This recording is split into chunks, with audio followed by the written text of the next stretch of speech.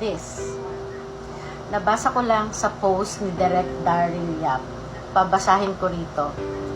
Nakakaiyak, nakakadurog ng puso. Ito ang sabi ni Direk Daryl Yap. Ganyan nga, Inday. Pagmasdan mo ang halimaw na tayo ang gumawa. Pagmasdan mo ang taong halos halikan ang iyong paa nung kailangan ka. Ngunit lahat ng halik ay mula kay Judas pala. Ito.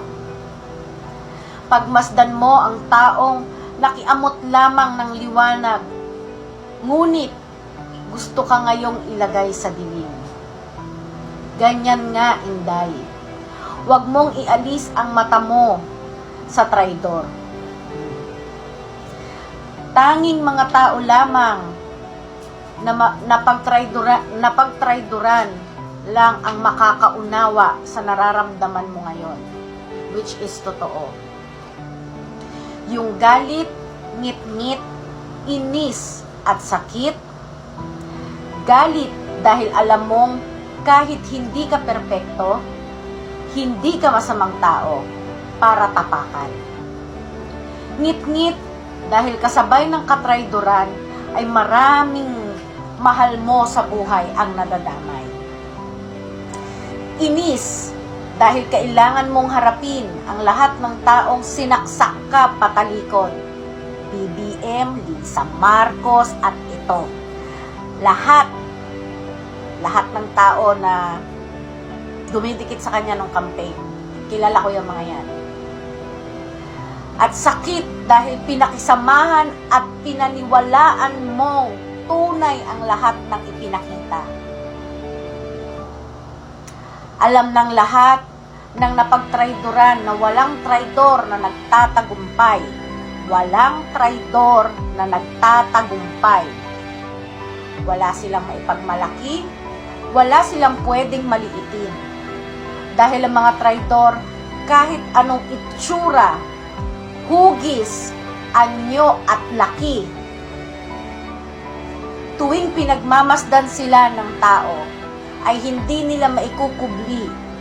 Ang nakikita nila ay maraming mukha ng inggit, ambisyon, kataksilan, at kawalan ng sariling kakayahan.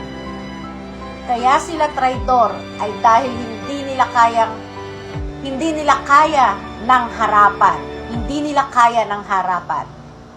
Ganyan nga, Inday. Harapin mo ang traidor.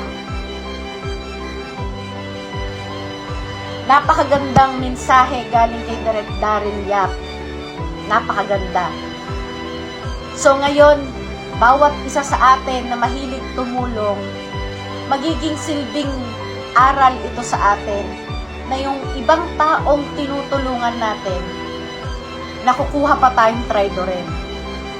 Tignan nyo na lang ang ginawa ng mga Duterte sa mga Marcos.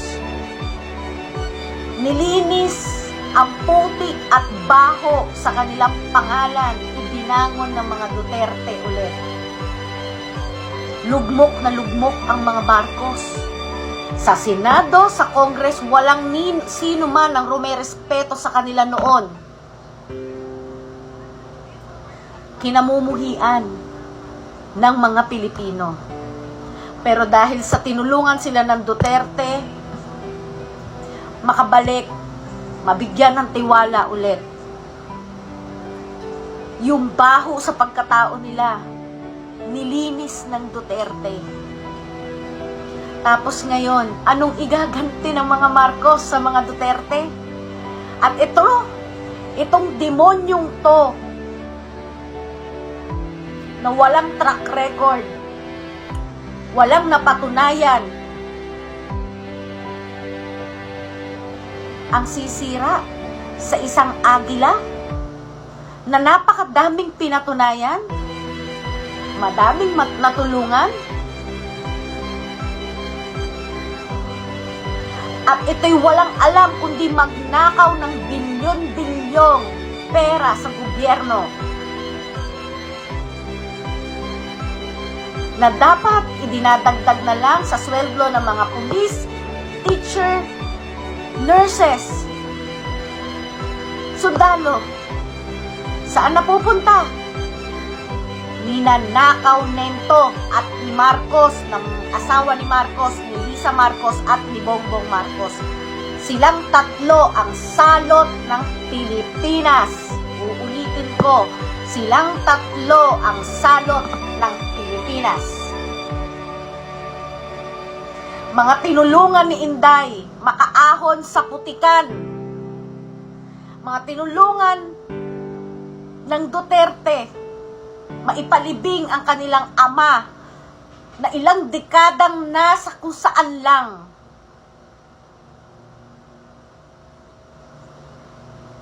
Kahit sa totoong buhay, kahit sa ating normal na tao, pag may tinulungan tayo,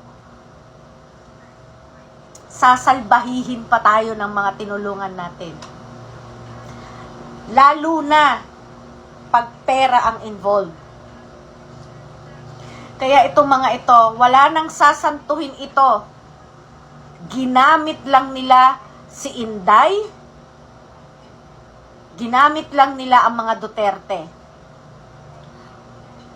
Wala nang makalinawan sa kanilang pag-iisip dahil sila'y mga bangag, mga adik. Tama yan, Inday. Titigan mo ang mukha ng lalaking yan. At balang araw, kapag nailuklok ka ng sambayan ng Pilipino bilang presidente, tignan mo ang pagmumukha ng lalaking yan. Ilagay mo sa dapat niyang kalagyan.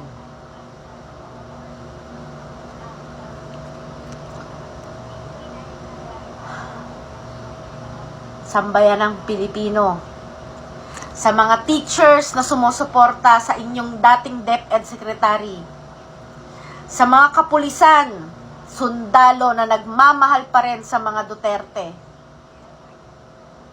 sa mga nurses na binigyang halaga ng mga Duterte, OFWs, lahat, alam po namin na ang suporta nyo ay nananatiling na kay Duterte.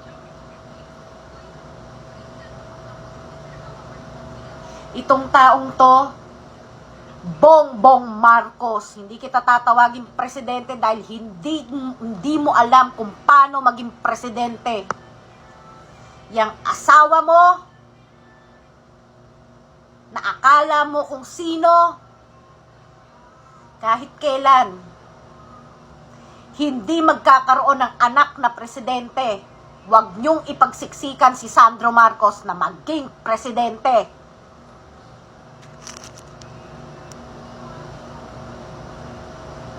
Sobra na kayo. Sobra na kayo. Gusto nyong makita ang People's Power 2.0? Sige, ibibigay yan ng Luzon, Visayas at Mindanao. Tandaan nyo yan. Itaga nyo sa bato yan.